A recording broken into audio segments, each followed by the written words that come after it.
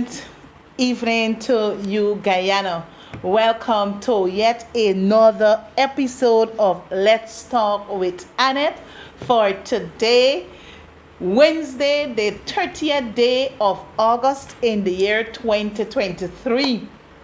I trust your week would have started in a on a good footing. I trust that you were able to accomplish that what you would have set out to be accomplished. And I trust that your week is going well thus far. And, it's always a pleasure being in studio, looking through those lenses in the studio and in your home where I can come, share, educate, and also to keep you informed, because the Word of God reminds us our people perish for the lack of knowledge, So, me being here this evening and every week, one day in every week, is to enlighten you, expand your thinking so that the information can be provided to you. You can analyze and, see things through a different lens, because we got a lot of propaganda being spread out there because we know that those who are sitting in the seat of governance, that is what they know to do best. To spew the lies, to say filthy things about people, so that you, the populace, can be confused. But programs like these, we are not here to spew lies and to keep you in the dark and to cause you to be confused. So it's always an honor when you can come and share with you, the people. And I know that I have those persons who will be tuned in via social media. You can also tune in on social media. There you'll find me also. And I encourage you to share the live so that our people can be sensitized, right? So once again, a big welcome to you to Let's Talk with Annette for today, Wednesday, the 30th day of August 2023. Allow me the opportunity to extend birth anniversary greetings to those of you who are having a birthday today. I just want to wish you all the best, whether today, early up in the week, or later down in the week. For those of you who are also having a wedding anniversary, I also want to take this opportunity in extending best wishes to you and your better half, or the best half, best half, I would say. I also want to, on the sad side of things, to extend my deepest condolences to those of you who might have lost a loved one to death. So I would like to, extend or express my condolences to you, and I trust that you will find strength in Almighty God in these, this time of bereavement or grief, right? But the Word of God give us that assurance that to be absent from the body is to be present with the Lord, So we can never come to understand what death is all about, but live we may, but die we must. And as we have life, we have to ensure that we continue to show love to our family and those who we come into contact with, because none of us know the day, the time, nor the hour when we will take our last breath. So whatever the life that God has given to us and the time he has bestowed to us on this face of the earth, we have to, one, appreciate it, and also to continue to show love, compassion, and humanity to one another, because God is love, right? So as I said before, we all have to go someday. So once again, my deepest condolences to the bereaved family members. I also want to take this opportunity to remind my people that continuous registration is on. And please ensure that you get those little ones who will attain the age of 14 by December 31st, 2023. You have up until the 30th of November 2023 to get yourself registered. And as I've been saying on previous programs, getting an ID card is not just for voting purposes.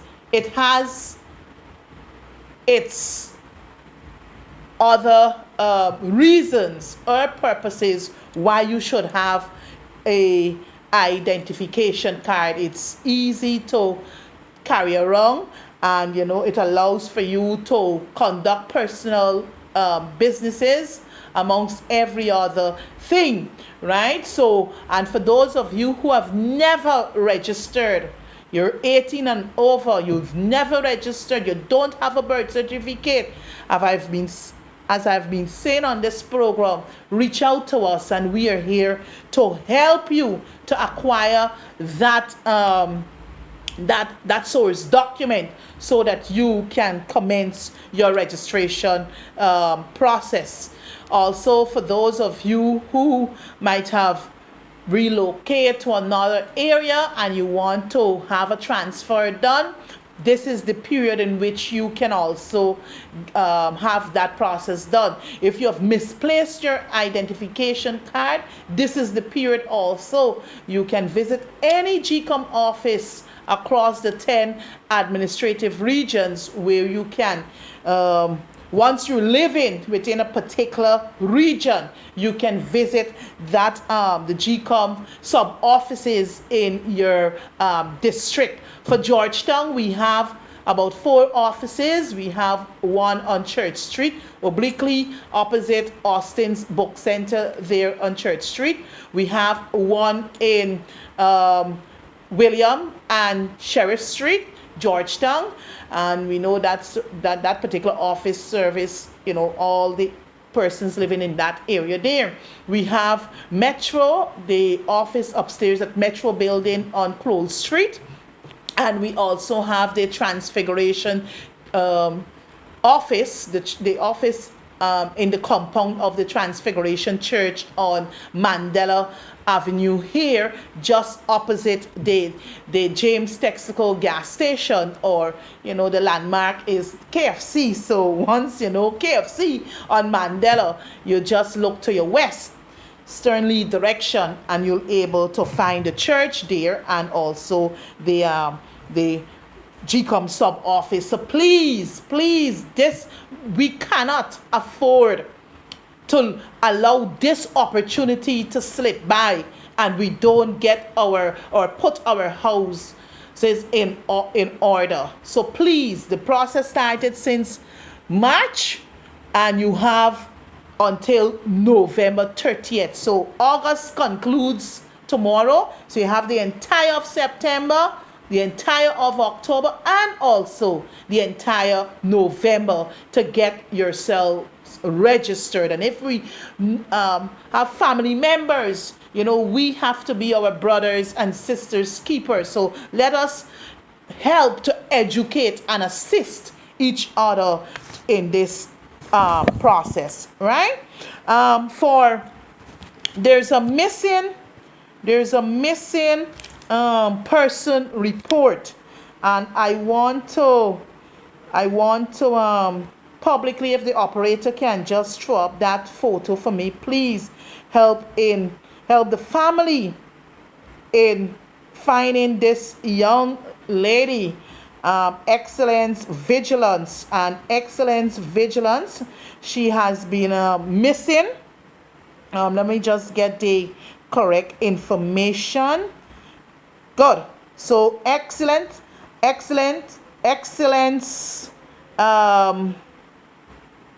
Vigilance. So missing from the home of her mother, Stacy Vigilance Cicheran, female Negro, age 46 years, a cashier of Lot 363, Nonpareil, East Coast, Demerara, on Friday. Her daughter, Excellence Vigilance, female Negro, age 13, just 13 years of the said address, a student of the Bedford-Wacton Secondary School. She's light brown in complexion. Her height is 5 feet 2 inches, and she was last seen wearing a brown top and a black and white short pants. Whereabouts currently unknown. If seen, kindly report to the nearest police station. And based on the information I have here, a report was lodged at the police station on the 26th of August 2023. And if you've seen this young lady around, her mother can be contacted on 673-6818, 673-6818, or a cousin on telephone number 653-2953, 653-2958, 653-2958. So please let us assist the relatives, the parents and friends in locating young Excellence Vigilance, just age 13, right? So moving on, I also want to remind you that this program can be seen. You can also view this program on the YouTube channel, Let's Talk. So I ask you to visit that channel. Just type in Let's Talk with Annette and just subscribe to that YouTube channel. So if you miss the program here on the television, you can visit the YouTube channel, where you'll be able to press replay or press play, and you'll be able to see the program that you would have missed. Well, tonight I'm doing it solo, all alone. I don't have a guest, and I have a few issues that I would want to touch on, and I think once time permits, I would want to also open the lines for to take a few calls where you can share based on the issues I'm going to discuss this evening. But before I move forward into the program, something is worrying to me. And it seems as though, issues would come up hot, and eventually it will die away. But in my quiet moments, things do come back to me. And I want to refresh your memory, Guyanese, of this incident that we witnessed, we heard, as was reported by a young 15-year-old, she was then, and I think she's now 16 years old. That little indigenous girl from the village of Tapakuma on the Essequibo coast. It's a little indigenous community there. And it involved former minister, Mr. Nigel Dharamlal. And you would recall that when this incident occurred, I think it might have been June the 16th, if my memory serves me accurately. All sorts of things we heard. It was alleged that she was sodomized and she was raped. And we had a lot of public outbursts. And during the public outburst, You weren't seeing Dharamlal on Facebook. You weren't hearing from him. He wasn't texting or showing his face that much. But it seems as though in his own world that this matter has been fully settled. Well, Guyanese will never ever forget. Guyanese will never ever forget, whether it's under the carpet for now. We will never ever forget what happened to that young lady, as was reported. So quite recently, there's a we call it again, a video. He made a video of himself, and as he has become very vocal these days on Facebook. So just a couple of days, it might have been about 3 days ago, this is what the video had captioned. Good evening, friends. Dear citizens, I've been busy resting, eating, and exercising over the last few months. One love. But I want you to, in this 1 minute clip that he posted on Facebook, what he had to say.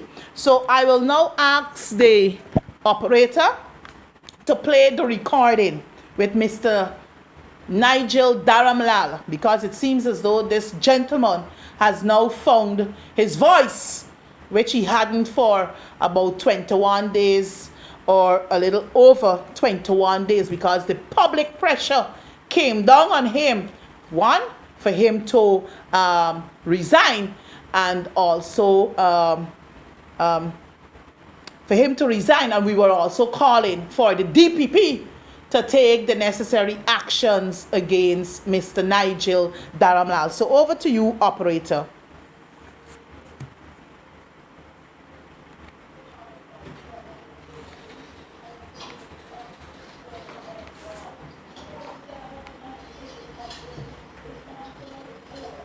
So I guess you were wondering what I've been doing over the last few weeks.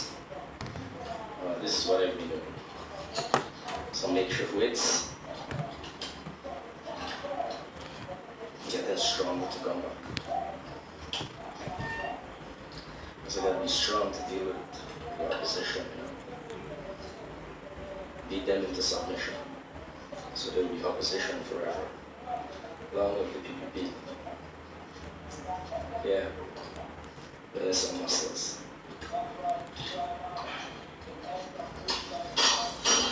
So, this is what I've been for a bit.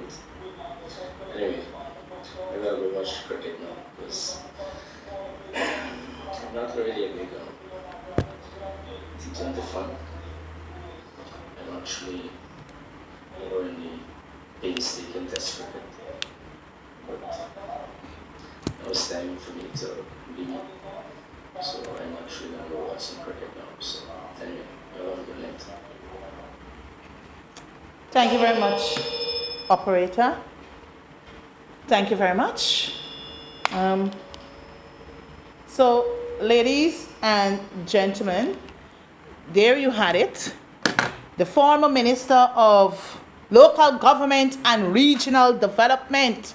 As I said before, you weren't hearing from this gentleman. So he has now found his voice. He has now found his fingers to type and, a whole set of things on social media about, people or my colleagues in the opposition, and in the recording that you've just seen, he's busy exercising, to come strong, to beat the opposition into submission so that we can remain in opposition forever. Well, I want to say to the gentleman, the goodly gentleman, that you are not God, and you will not, or you cannot decide whether, one, the opposition will remain in opposition forever. This is God's word, and he has the final say as to who will form the government and who will be the opposition. Because the scripture says to us that God, he rises up government, and so he can pull down government. So I find it very strange, he's going to come strong, beat us into submission now.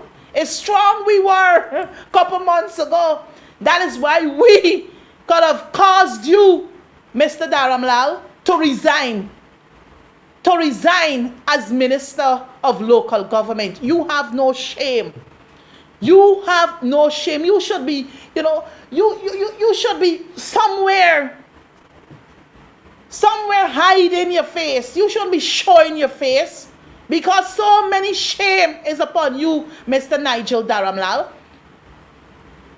So all the while you weren't coming out, but now you're finding your voice.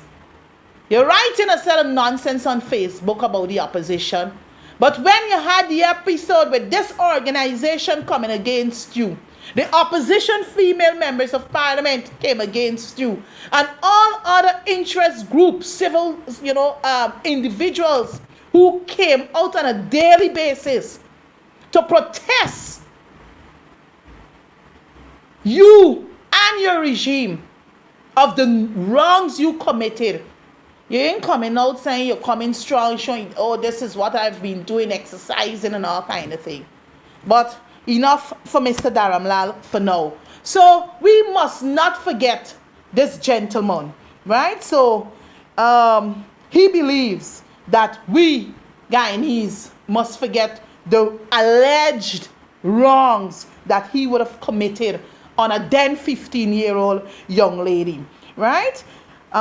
Moving on, I also want to touch briefly on the frequent road accidents that we have been getting in this country. And it is something worrying to me, and it has to be worrying to you as Guyanese. Because for too long, we have been losing our young people. Just over, a couple days ago, we had in excess of 10 young persons. Some of them, they haven't even reached age 20, who would have died to road accidents. And this, we ought to pause as a nation to really analyze what is happening on our roads. One is that we have less roads. We have the roads, some of the roads are not wide enough to take off some of the traffic. We have on a daily basis thousands of cars coming into this country. You also have young people, by the time they reach age 16, they already got a driver's license in their hands. So I believe the time has come for the authorities to really review the issuance of license to young people. Rather than giving them at age 16, perhaps, we can take it to age 21.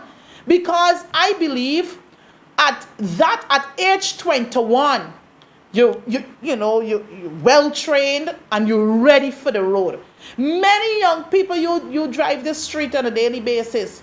When you look to see who are the drivers behind the wheels, they're young people. And while these lewd music that are being played on a daily basis, sometimes you can't even hear your own self. The loud music they're playing, they're not adhering to the road signs and the symbols on the road.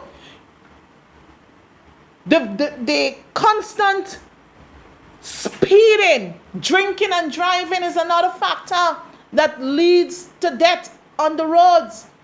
So it is time we really take a stock as a nation to look to see what is happening on our roadways. Yes, the government of the day will invest in probably expanding or widening roads to facilitate 4 lanes or double lanes in some cases. Then you have the road symbols, the road bars, all these things that have been erected. When you driving on the streets, you really want to know what is happening. The signs are down, The barriers on the shoulders of the road bend up all kind of thing because people are not taking the time on the road. It is better to be safe than sorry. And in order for you to be safe, it's either drive at your little 40 miles per hour to 50 miles per hour. In most cases, you have, I think the speed limit is between 40 to 60 miles per hour in some areas. In some other areas, it would go to about 80 miles per hour. But at the same time, you don't have to rush, you don't have to drive fast to get to your destination. If you have to leave Georgetown to get to Berbice, I believe you should leave in good time and you drive at reasonable pace and you will get there safely. When you have these deaths, limbs thrown here, limbs thrown there, and all kinds of things, when you have these, it puts a strain on the health sector. The health sector alone is not up to par where certain things are concerned. So when you have road fatalities, as I said before, it puts a strain on the health sector because you may have an emergency that the medical personnel are taken care of. And when someone who might have been injured by way of an accident comes in, that poor person that the personnel were attending to, they now got to leave that patient to look at this accident patient. Is that fair to them? It's not fair to them. One, we already have reduced personnel in the health sector because nurses are leaving to greener and greater pastures. Doctors are leaving. And other persons within the health field, they are leaving. So the health sector, the Georgetown Public Hospital, they're not operating with their full complement of doctors and nurses. So when we got these accident victims, it puts a heavy strain on our health sector. The second thing is also our human resources are important. We're already less than 1 million people in this country. We don't have 800,000 people. Our population is less than 750,000. We're still waiting on the census to conclude to really get an analysis from the data gathered what our population size is at the moment. But the bottom line is that in order for our nation to develop, it is the human capital, the human resources. So if we don't have the full complement of people, our population size intact, what is going to happen is that we're going to import persons from external countries, and that is what we don't want, because we're now an oil producing nation and we want all of our people to benefit from what this oil producing nation has to offer. But in order for us to benefit and enjoy and contribute to the development of Guyana, we have to ensure that we take full care of ourselves when using the roadways. Caller, I'll open don't be in a rush. The lines will be open shortly. Right? So the frequent deaths on our roadways must be of concern. Just last week, Friday, a young man, prime, just 20 years old, young peer, was laid to rest. Why? He wasn't suffering from any ailment or any chronic disease. Accident, and his friend was laid to rest the day before. Again, no chronic disease, no ailment, but because of reckless driving. So we have to be cautious. Accidents can be avoided only if we exercise the 5 C's when using the roadways, right?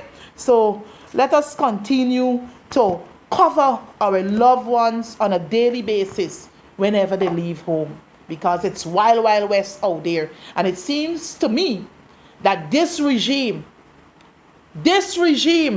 they don't have a plan how they're going to deal with, the traffic management on our roads. I mean, yes, the Guyana Police Force trying on a daily basis, more so on the East Bank corridor, where they try to, cordon off some areas, especially the traffic coming across from the west side and going back to the west side, so they try their best with the little resources that they have. But I believe more with us being an oil producing nation and monies passing through the National Assembly, we have to do more to protect the lives of our people, right? So that is a responsibility of the government. So I believe that it is time for legislators to look at the current laws, because we may have some outdated laws, because every day, you see new technologies coming on stream.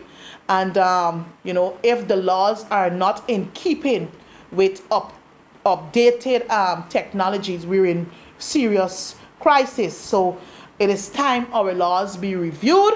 And I believe that by age 21, license should be issued to first for persons who are now becoming drivers and want to use our roadways, right? The other issue I want to touch on is the management of the economy. The management of the economy. And you will agree with me that things are not regular in Guyana's economy at the moment.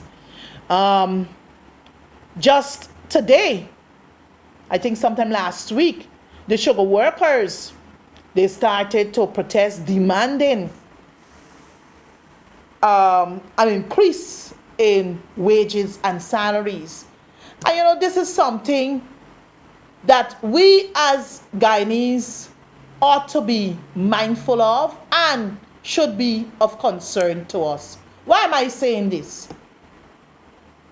When the coalition went into government, or briefly, I can, state briefly, just before May 2015, the sugar industry at all times, whether the Jagdeo or the Ramatar administrations, they were pumping more monies into the sugar industry.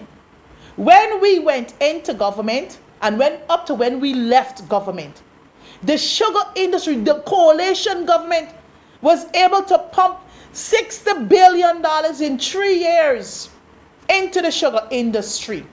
Yes, our attempt was to right-size the sugar industry. But in so doing, I remember the Gawu, the late Kamal Chan, was consulted, was engaged, and he too recognized that this was the better thing to do. But I guess after he was pulled in by Mr. Bara Jagdeo, he started to dance differently. Because remember, the sugar industry is a elections or a political pond for the People's Progressive Party Civic Fast Track. Coalition did what they had to do. They came to government and they promised the sugar workers that one, they're going to open all the estates that the coalition government closed. But what Jagdeo failed to say to the sugar workers, that closing of estates was nothing new. It wasn't just the coalition, it wasn't done by the coalition government. Jagdeo as president, closed the sugar industry. He closed a few estates. LBI, Diamond. But he wouldn't tell them that. So the coalition was that bad. The coalition was that bad. Oh, we severed 7,000. We put 7,000 people, 7,000 sugar workers on the bread line, which was far from the truth. Because the records in the National Assembly would show in the Hansard, it was less than 5,000 sugar workers who were severed and paid their severance benefits. And what the coalition government did, we engaged them and we said, look, some of the lands we would give, sugar workers who really want to farm and so, or want to go into aqua farming and so forth, or cash crop farming. We can release acres of lands to you so that you can, invest and start up things. No, you heard what I said? The sugar industry is a political pawn for the PPP. See, so any sensible government that was doing what the coalition was doing, the PPP is sensing that. They ain't seeing sense in that, because at the end of the day, it would show up their weaknesses for 23 years. And the people will now see that what the coalition government was doing was the right thing for the sugar industry. Because sugar ain't going nowhere. You can't be producing sugar at $1. At $1, you're selling it back for 10 cents. What sense does that make? And then they're promising us that, Gaisuka would be able to rake in so much tonnage by X amount of period. And that is not factual. It is not factual.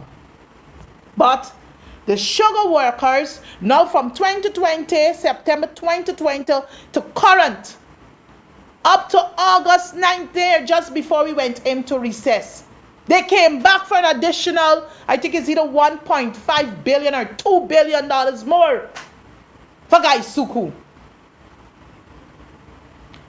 For Gaisuku. So they continue to pump money into a failing industry.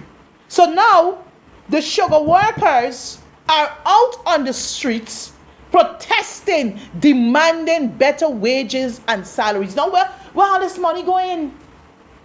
Where are these monies going? I will have to go back to the Hansard to see exactly for the year 2023 what those monies were taken for. Whether it's to revitalize, because they like to use this word, revitalization of the sugar industry. And how they're going to open Wales Estate, Iflot Estate, and all the other estates. But then again, the welfare of the workers,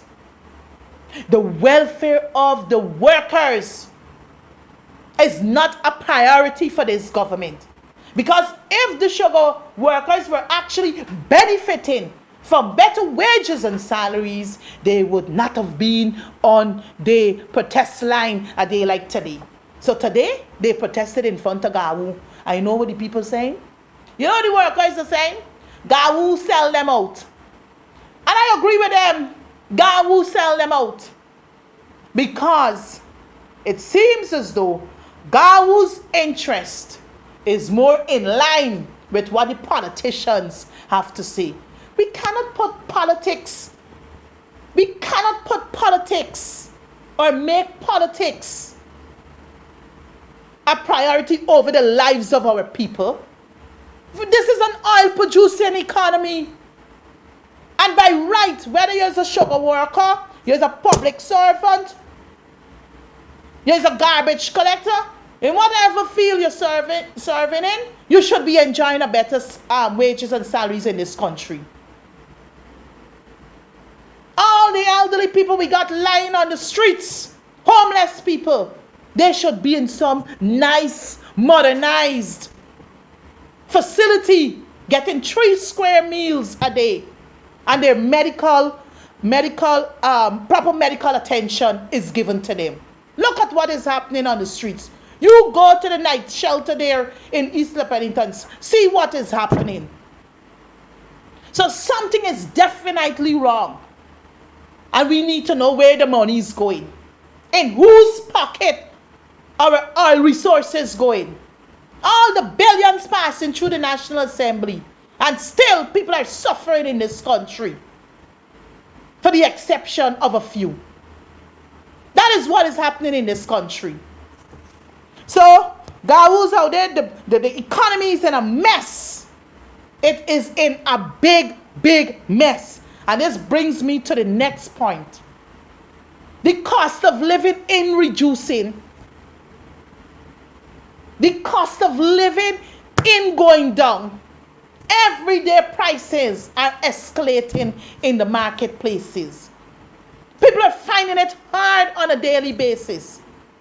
I know the people say to you, but MP, everything going up in the marketplaces and in the supermarket. But you know what? My salary ain't going up. The promised public servants, not my words, not Norton words, not Roysdale Ford words. They promised the public servants, they promised public servants. They had it plastered all across this nation. 50% increase in salaries for public servants. And when we represented the public servants in the National Assembly, in 2020 when we called them out, what happened to this 50% you promised these public servants? In 2021 we called them out again. Because they didn't get public servants nothing in 2020. They didn't get them nothing in 2021. In 2022, where they get public servants, a paltry 7%. And when they give their ministers of government, when the coalition, these are things we have to analyze deeply to see who the liars are and call them out for what they are. When the coalition tried to, probably, I don't want to say level the salaries, but we were able to make adjustment to salaries because you had junior ministers and you had senior ministers. I was a junior minister. But I like to say that we get 50% increase in salary. I never get no 50% increase in salary. As a junior minister, I think we got between 19 to 20% in salaries. Right? So these are the things we must not forget. And when the adjustments were made in 2015, you know what the then leader of the opposition, Mr. Barrett, had to say? Oh, the opposition gonna give back the salaries. They ain't taking no salaries. And then he further said in October of 2015, oh, if the PPP were to become, or if he were to become the president, or the PPP were to go back into government, that he can't become president again. Right? They will reduce the minister's salary. Well, now we're in 2023. Viewers, listeners, we are in 2023. They reduced the salaries when they came in 2020. You know what they did? Just as the public servant, because when we left government, when we adjusted, when our salaries were adjusted in 2015, we never benefited from an increase. The 77% with the public servants got, we never got that. So up to when we left office in 2020, the salaries that we got in 2015, that's what we got. That's what the PPP inherited in 2020. But in 2022, what they did, just like the public servants, you remember they said they're going to reduce the salaries? No, they may reduce, they increase. They increase. They gave themselves, they too benefited from the 7%. So, with a high cost of living, it seems as though they have no plans whatsoever to address the high cost of living in this country. Beef must be touching close to $1,000 a pound. Chicken, close to $600 a pound. Pork must be touching close to $400 a pound. These are things rare right here. Eggs, a tray of eggs now stands at $2,000 a tray. Well, I don't know what will become of eggs come December, Christmas, when we would need our eggs to make our black cake and all kind of thing. What will become? It might end up at 6,000 and 5,000 a tray, because it seems as though eggs ain't going nowhere. 3 eggs now is for $200. 3 eggs now is for $200. What are we doing? I ain't hearing no plans. But in the National Assembly in February, we approved, let me get the figure right, 5 billion Guyana dollars. 5 billion Guyana dollars. And what was that? What was that for? The 5 billion Guyana dollars was to address, look at here, other cost of living measures. This is a glance. Budget 2023 at a glance. Budget 2023 at a glance. This is not the coalition document. This is the People's Progressive Party civic document. Some of the critical elements they would have pulled out from Budget 2023 and create this sort of booklet and call it Budget 2023 at a glance. Other cost of living measures. They said they're going to give $5 billion allocated for additional cost of living measures to be determined from the ongoing community engagements. Well, just before we went into recess, I asked the question to Dr. Ashley saying, because I ain't hearing about this $5 billion. I ain't seeing people getting monies from this $5 billion. And as a MP, as the people's representative with constituents, I got to ask the questions because I was there when we pass it. And this is how we have to hold them accountable as opposition members. So nobody hushing me. When I see wrong, I will speak out. So 5 billion, when I asked him, what happened when this money gonna be disbursed? Imagine this money passing February. We in August 2023, you gonna stand in the National Assembly to say to us and to this nation that the government ain't spend a cent yet? The government ain't spend a cent from this $5 billion. Well, I don't believe that. I don't believe that. I believe that this money, and I can be proven wrong, I believe that this money was used for LGE activities, local government activities. I believe so. I believe the monies were used to plaster this entire nation with a set of German flags about the place. All the billboards, all the t-shirts, all the 250,000 grants that are splurged into communities, into constituents, strong constituents of the opposition, believing that the people gonna vote for them. Vote buying, you call that. But the people had better sense. So the 5 billion, ladies and gentlemen, is yet to be rolled out. We don't know when. And we got 4 more months, practically 3 more months, because we're heading into a new month day after tomorrow. We have 3 more months. 3 more months before the end of the year. So the last point I want to raise, because I have about 12 minutes remaining to program time. So the last point I want to raise is the reopening of schools Monday, September 4th, 2023. Monday, September 4th, 2023. Well, we know that parents ought to have their child or children prepared for the new school term. The government would have distributed, I think it's the 40,000 cash grant to procure your children school equipment and so forth.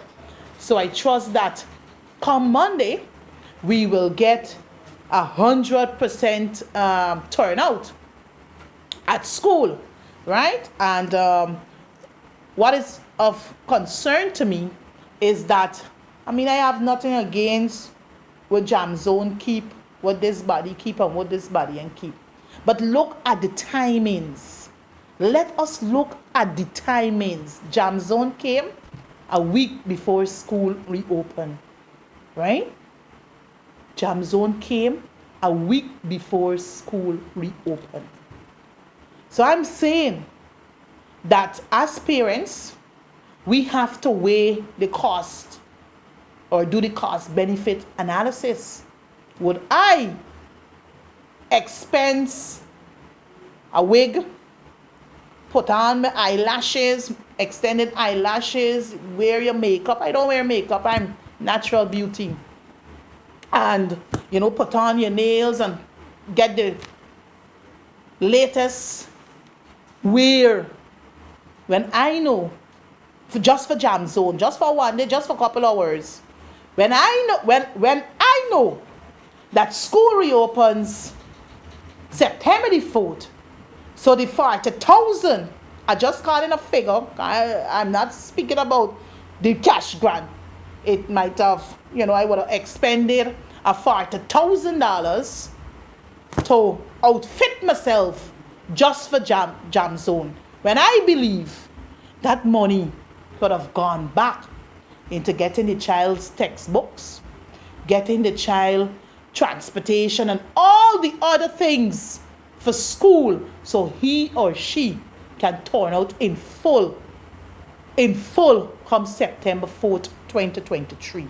So as parents, we have to be very mindful of how we sport. As I said, I ain't got a problem with people sporting.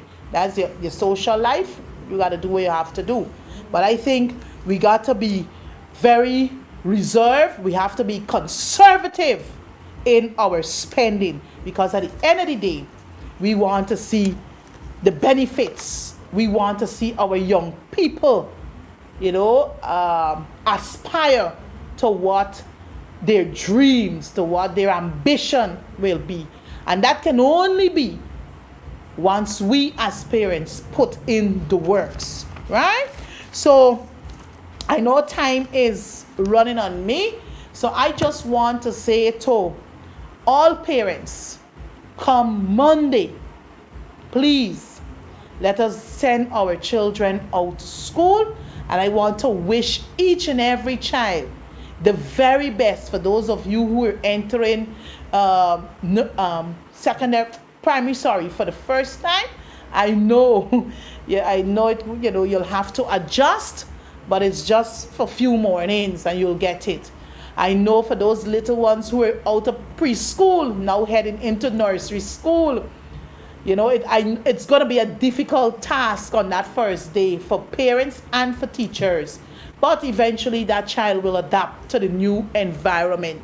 So I want to wish every child, every student who are moving from one form to the other, who've just completed secondary school, heading to university, I want to wish you the very best in your future endeavor. Education is the key to success.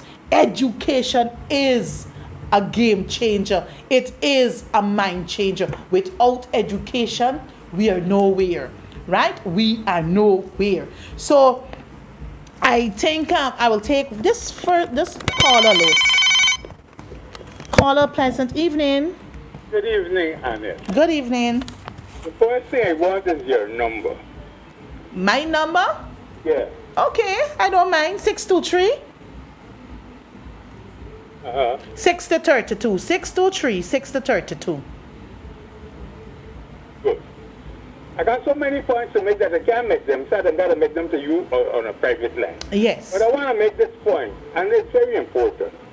In 1999, when Bar Jaguar was given the reins from Janet Jaguar, and he goes to Linden, I would never forget that. The young black man in Linden said, let us give this young man a chance. Mm-hmm. He get a blessing of love, and he turned it to hate. Mm-hmm. We must understand that. The point I want to make that this guy, who is this big financial guru, clothes closed down some of the main institutions that he made this country with. Yes. He closed down Guyana, he closed down Coop Bank, he closed down GRL, he closed down CLICO, he closed down Globe Trust.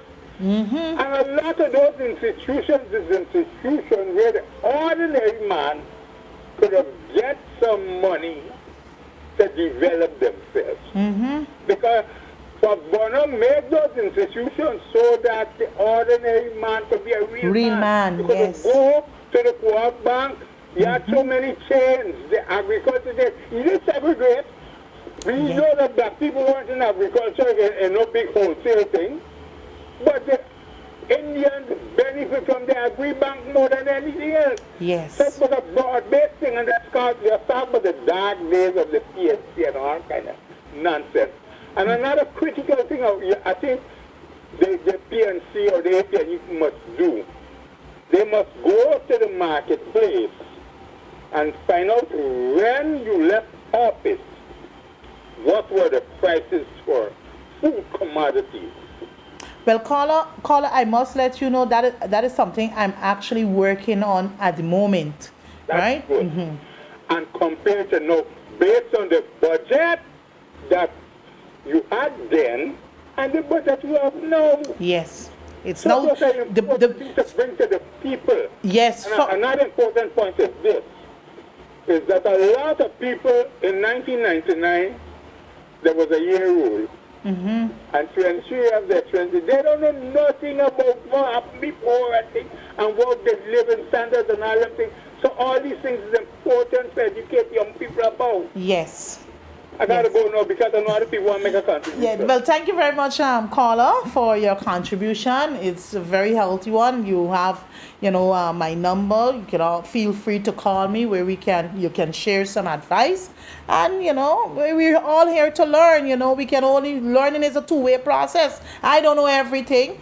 Some of them online, they call you all sorts of names. But I will continue to educate the people of this nation. So they can call me in, whatever they want to call me. Say whatever they want. But at the end of the day, Ferguson will continue to speak truth to power, because that's the only way we would be able to dispel some of the misinformation and the disinformation that is People's Progressive Party Civic believe that they can, subjugate Guyanese into. The time has come for us to liberate our minds, free our minds from mental slavery.